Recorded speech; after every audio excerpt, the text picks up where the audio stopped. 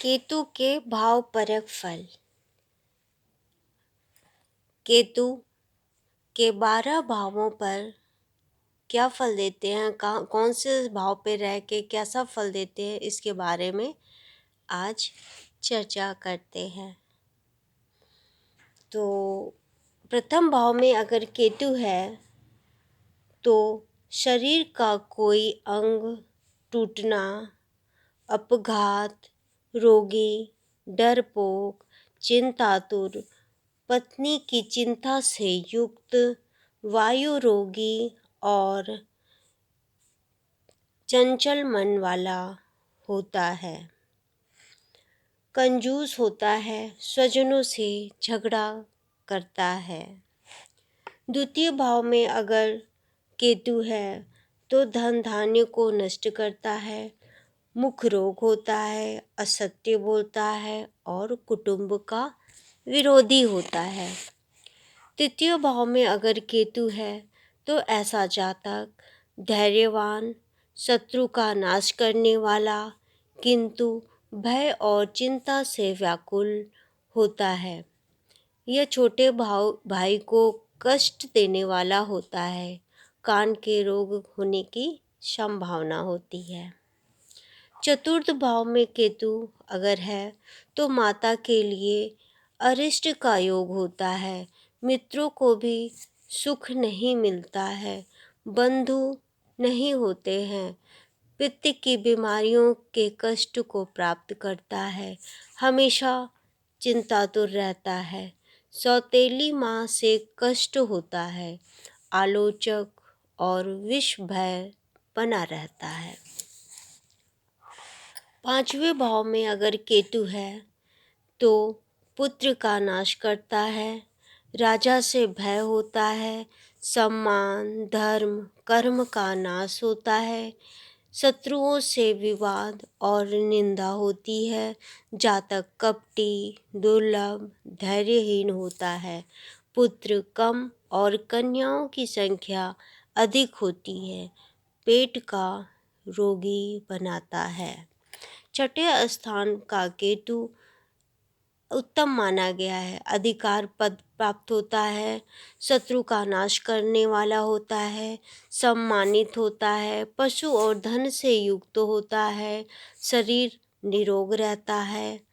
मामा के लिए यह हानिकारक होता है, स्त्री का सुख कम मिलता है, अपने आप को बहुत ऊंचा समझता है, अहंकार की भावना कुछ पाई जाती है।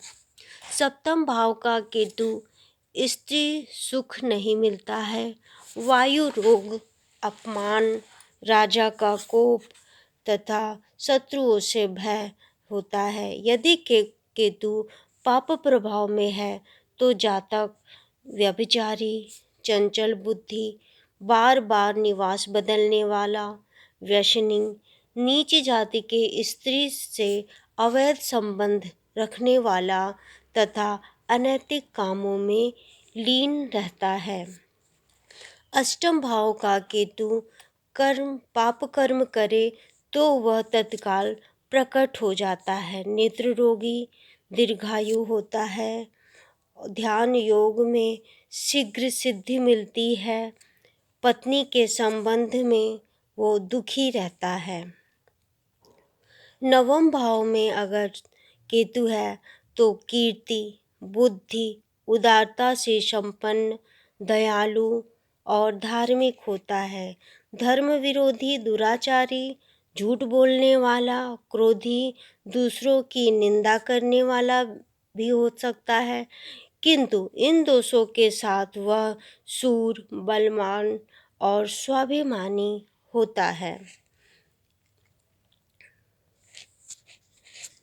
एकादश भाव का अगर केतु है तो जातक को प्रतिष्ठित, सुंदर, उपभोग से युक्त, उदार और कीर्तिवान बनाता है, मृदुभाषी, विद्वान, तेजस्वी और लाभ से युक्त होता है।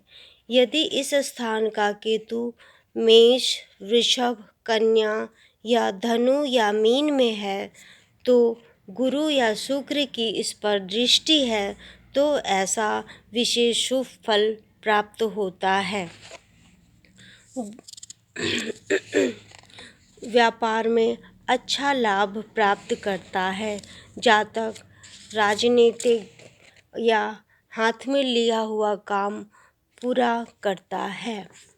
द्वादश भाव में अगर केतु है तो ऐसा जातक धन बुरे कार्यों में खर्च होता है, शुभ कार्य नहीं होते हैं, निर्धन और कंजूस होता है, चंचल मन, खर्चीला तथा सदा कर्ज में डूबा रहता है। यदि केतु बुद्ध से युक्त है तो व्यापार में सफलता प्राप्त करता है। गुरु के साथ है तो जातक साधु प्रवृत्ति का होता है और जितेंद्रिय होता है। शुक्र या चंद्र के साथ हो तो जातक व्यभिचारी होता है।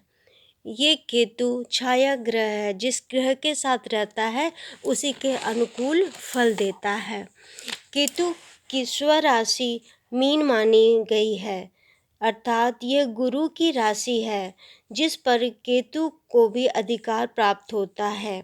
यह धनु राशि में 15 अंश तक समानांतर से वृश्चिक राशि में उच्चस्थ तथा मिथुन राशि में नीचस्थ माना गया है।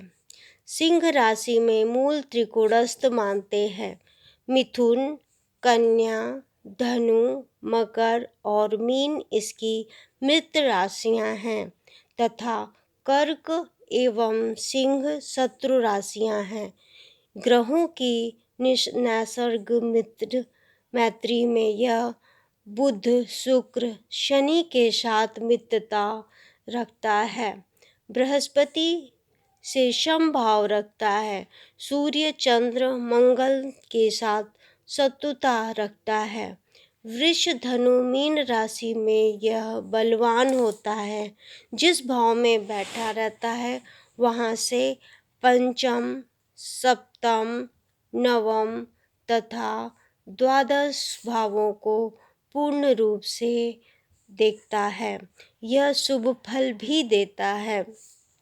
केतु प्रायः 48 से 54 वर्ष की आयु में अपने शुभ अशुभ फल के प्रभाव को प्रदर्शित करता है। जन्म कुंडली में केतु द्वितीय, चतुर्थ, पंचम, नवम अथवा दशम में शुभ माना जाता है। यह गुरु तथा स्वामी का पूर्ण भक्त होता है। केतु का कारकत्व पुत्र, विष्य, दामाद, नानी, रीढ़ की हड्डी, मूत्र रोग, घुटना, सुनने की क्षमता आदि में इनका प्रभाव देखा जाता है। कष्टप्रद होने के बाद भी यह प्राणघातक नहीं होता है। यह बृहस्पति की दृष्टि युति अथवा बृहस्पति के भावों प्राणघातक नहीं होता है। यह बृहस्पति की दृष्टि युति अथवा बृहस्पति के भावों द्वितीय, पंचम, नवम, एकादश में बलवान होता है। शुक्र के निर्बल होने की दशा में शुक्र को बल प्रदान करता है। मंगल और चंद्र इसके घोर शत्रु हैं, अतः इसकी दृष्टि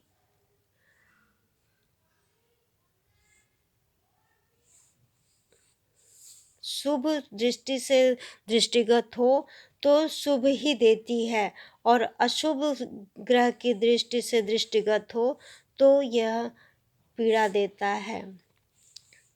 सूर्य को अर्धचंद्र ग्रहण के साथ पूर्ण ग्रहण लगता है, किंतु केतु स्वयं भी पीड़ित होता है इस ग्रहण के दौरान।